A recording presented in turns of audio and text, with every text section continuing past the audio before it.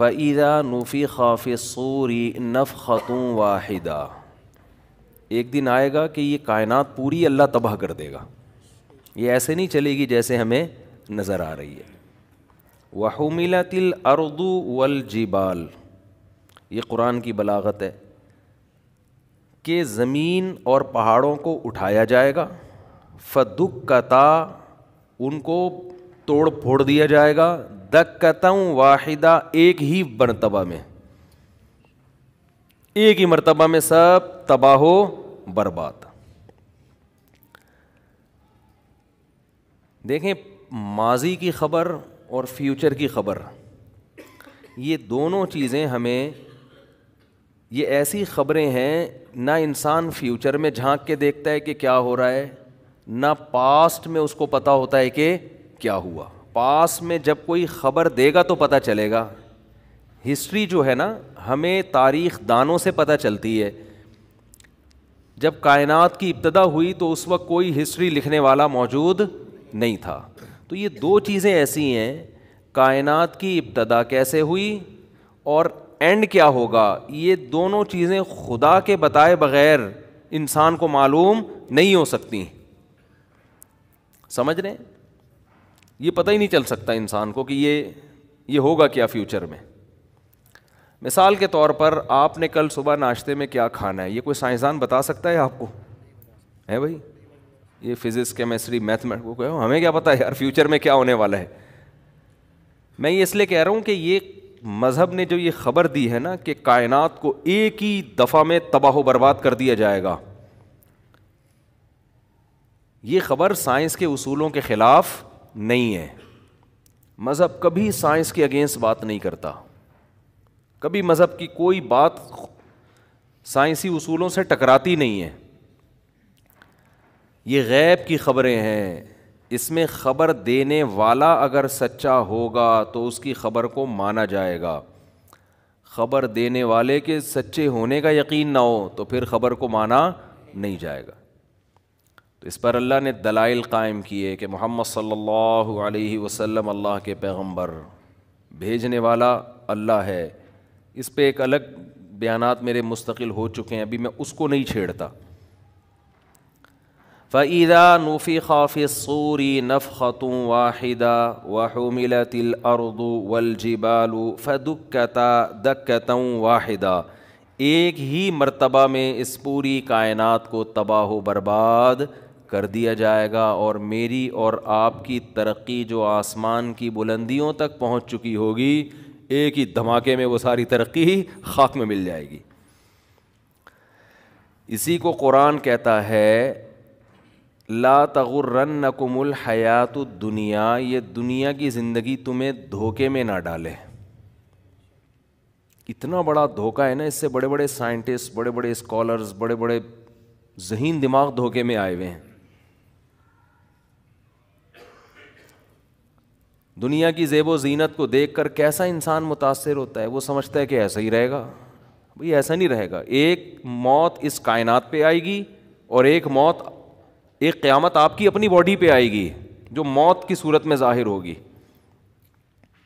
کتنی ترقی کر لیں، کتنا پیسہ کما لیں، کتنی عزت حاصل کر لیں، کچھ بھی کر لیں، بالآخر جانا کہاں ہے؟ قبر کے گڑھے میں. یہ بات انسان ذہنی طور پر قبول کرنے کے لیے تیار نہیں ہے.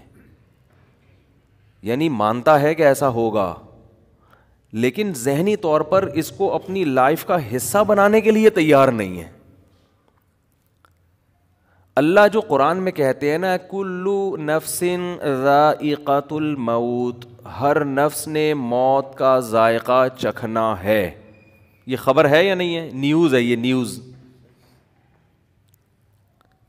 سوال پیدا ہوتا ہے اللہ نے یہ بتانے کے لیے آیتیں نازل کر دیں کہ ہر نفس نے موت کا ذائقہ چکھنا ہے. یہ نالج کیا پہلے سے لوگوں کو نہیں ہے؟ ہے بھائی، یہ تو سب کو، پاگل سے پاگل کو پتا ہے کہ ہر شخص نے کیا ہے؟ مرنا ہے. تو قرآن یہ خبر ہمیں کیوں دے رہا ہے؟ میں اکثر ایک بات کہتا ہوں کہ جو آدمی حکمت والا ہوتا ہے نا، ذہین ہو، فطین ہو، حکمت ہو، وہ کبھی فضول خبر نہیں دیتا. فضول بات نہیں کرتا.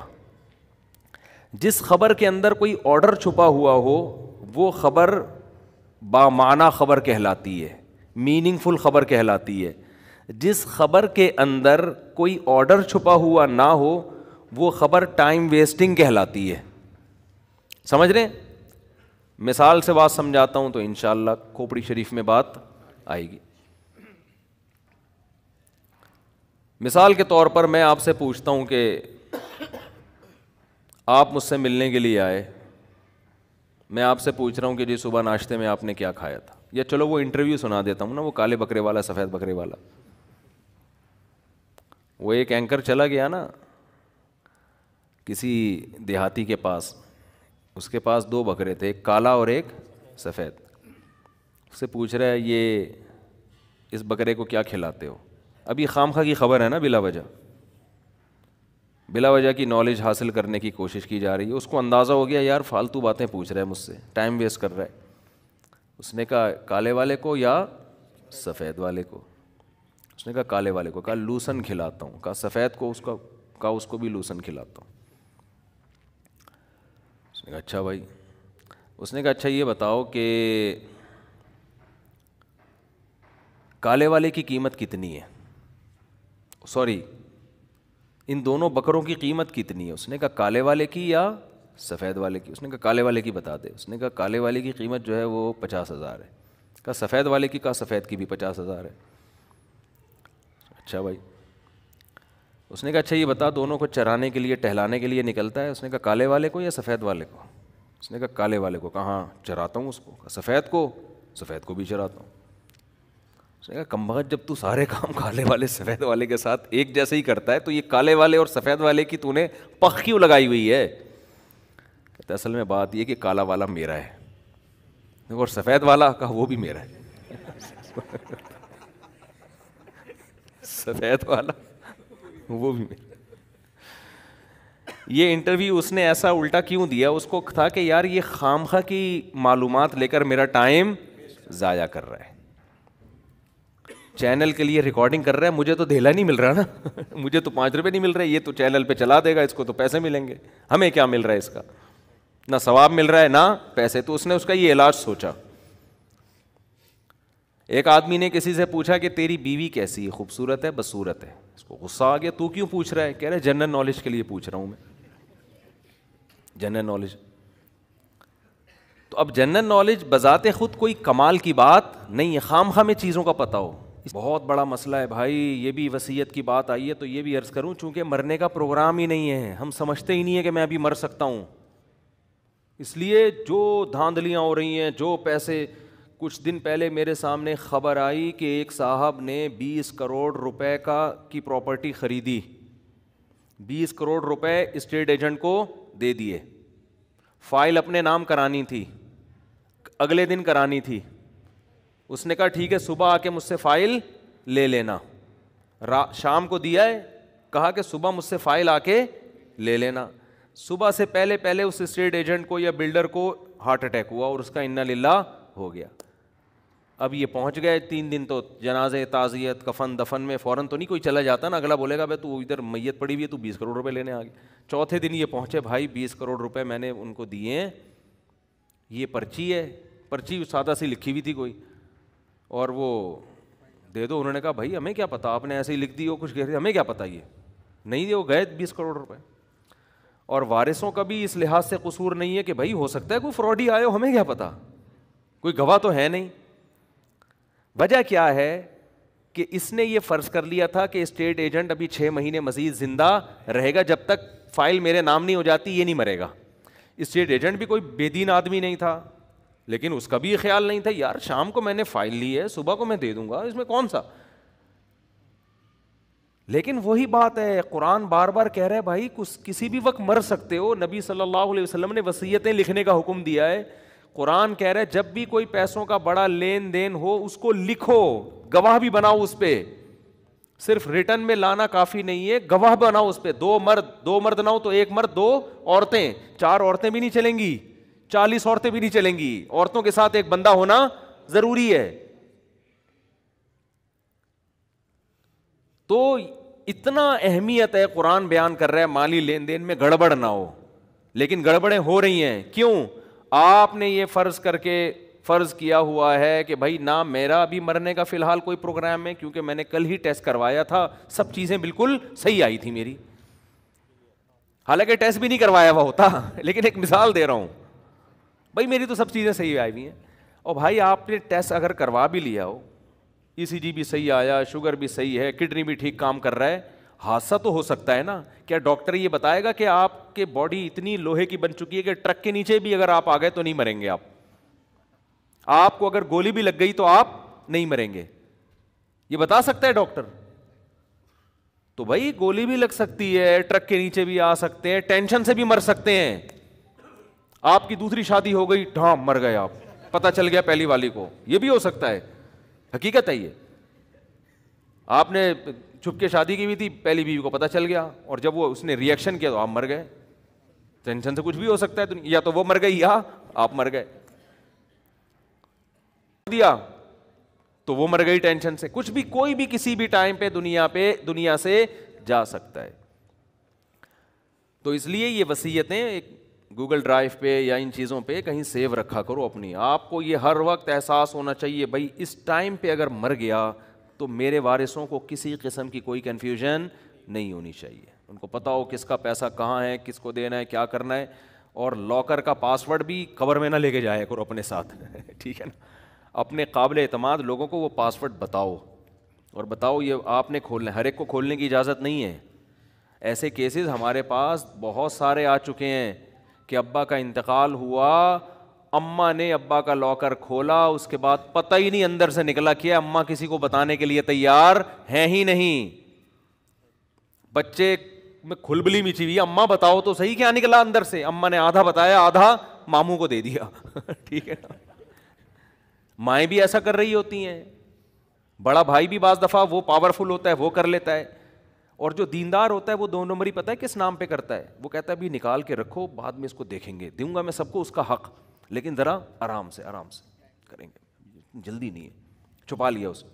پھر اس کے دل میں شیطان وسوسے سے ڈالتا ہے, ابے تیرے چھوٹے بھائی ہیں نا, تو ان کو وراثت دینے کے بجائے اس سے بزنس کر, بزنس کرے گا, پیسہ آئے گا تو بھی ان کو کھلائے گا, تو انہیں کے لیے میں کر رہا ہوں. اس طرح سے دھاندلی کر کے جائیدادیں ہڑپ کر لیتے ہیں. کیونکہ جو دیندار ہوتا ہے نا, اس کا, ہمارے حضرت فرمایا کرتے تھے, مولوی کا شیطان بھی مولوی ہوتا ہے. وہ اس کو شریعت کا لیبل لگا کے غلطیاں کرواتا ہے اس سے. وہ اس کو جو ہے نا, جو مولوی ٹائپ کے لوگ ہوتے ہیں ان کا شیطان مولوی ٹائپ کا ہوتا ہے, جو مولوی ہوتے ہیں ان کا شیطان مولوی ہوتا ہے, جو مولوی ٹائپ کے ہوتے ہیں وہ بھی مولوی ٹائپ کا. جو شیطان اتنا ماہر ہے, وہ ہر ایک کو, ہر فیلڈ کا ماہر ہوتا ہے شیطان. اس کو پتا ہے اس بندے کو میں نے کہاں کیسے گمراہ کرنا ہے. قرآن کی آیت بتا رہا تھا, کل نفس ذائقۃ الموت, ہر نفس نے موت کا ذائقہ چکھنا ہے.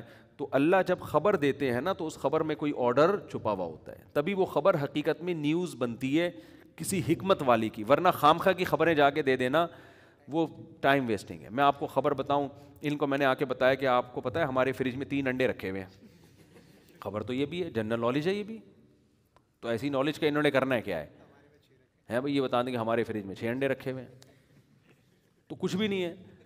ہاں اگر میں بیگم سے کہوں ناشتہ بنا رہی ہے, میں اس سے کہوں بیگم صاحبہ فریج میں 3 انڈے رکھے ہیں, اس خبر میں ایک آرڈر چھپا ہوا ہے کہ 1 انڈا مجھے پکا کے کھلا دو.